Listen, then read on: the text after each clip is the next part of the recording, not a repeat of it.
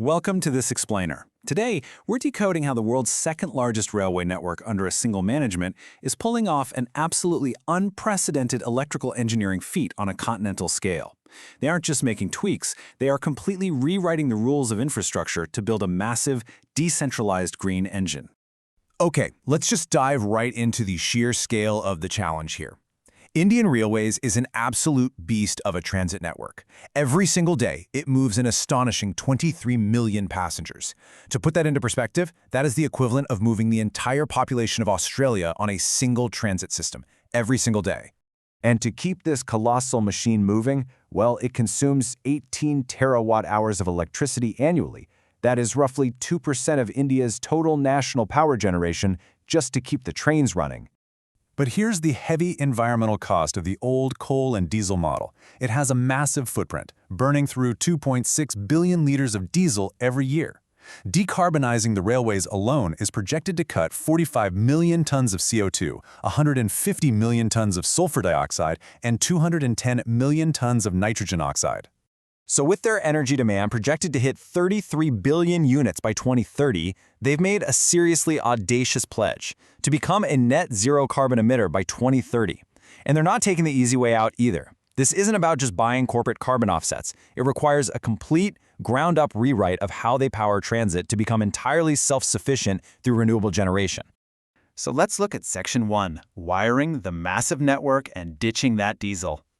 The critical first step in this huge decarbonization effort was getting rid of the diesel. You simply cannot run a green railway if your locomotives are out there burning fossil fuels, right? So they put the pedal to the metal, accelerating track electrification from a pretty sluggish 1.42 kilometers a day between 2004 and 2014 up to an aggressive pace of over 15 kilometers a day. And because of this hyperspeed rollout, an unbelievable 99.2% of their broad gauge network is now fully electrified. We're talking nearly 70,000 route kilometers wired up. That puts them leaps and bounds ahead of major global networks in places like China, Japan, and the UK. Which brings us to Section 2, the traction power bottleneck. This is where stationary power meets a moving target.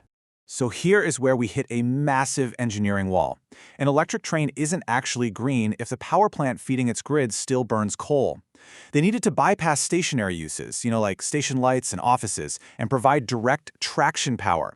This is the immense, highly specialized, high-voltage energy required to physically drive a moving 10,000-ton electric locomotive.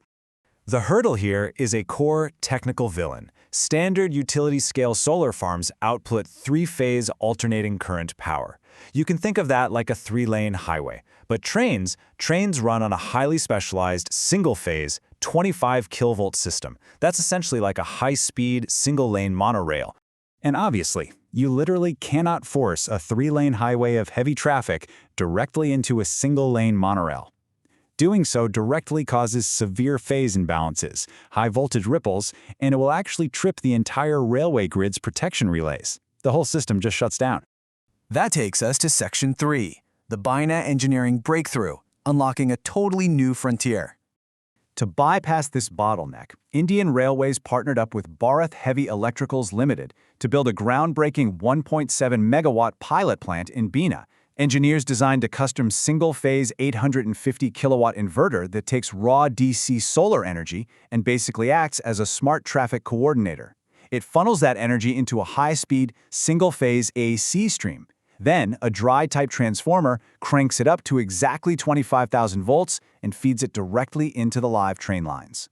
This is a global first, guys. For the first time ever, they proved that a solar farm can bypass the middleman utility grid entirely and directly run a moving locomotive.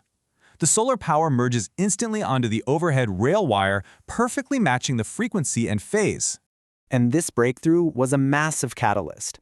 It allowed them to rapidly scale up to 898 megawatts of commissioned solar power across the country.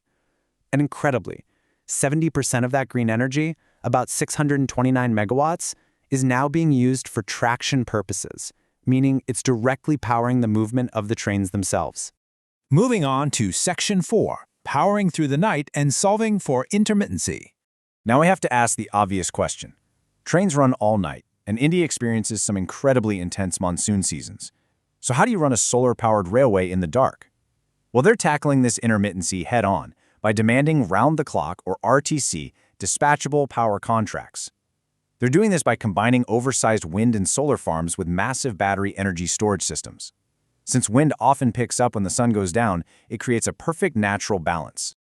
A perfect example of this is in Dahod, Gujarat. There, they're pairing a 17-megawatt solar farm directly with a massive 50-megawatt-hour battery to guarantee that traction power keeps flowing long after the sun sets. They even awarded a 1-gigawatt round-the-clock mega tender recently at a highly competitive 4.35 rupees per kilowatt-hour. But it's not just the tracks. They're transforming the stations, too.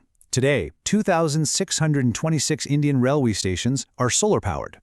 Using net metering, they basically turn the local grid into a zero-cost energy savings account, depositing excess midday solar for utility credits and withdrawing it at night, which drops operating costs to zero.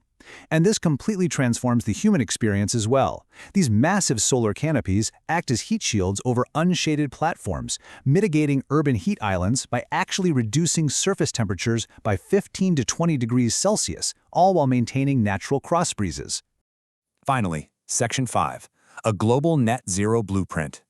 Decarbonizing this single network is a truly monumental shift for the planet. Just their dedicated freight corridor alone is projected to cut 457 million tons of CO2 emissions over a 30-year period.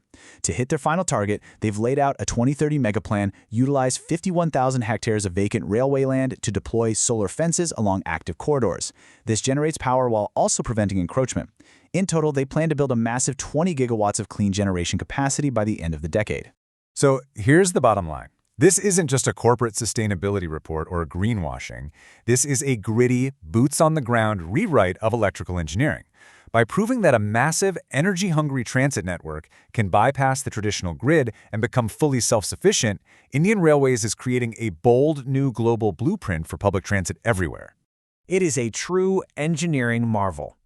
So let us know in the comments below, what massive infrastructure projects should we decode next? And don't forget to hit like and subscribe for more deep dives into the vital systems that are quite literally shaping our world.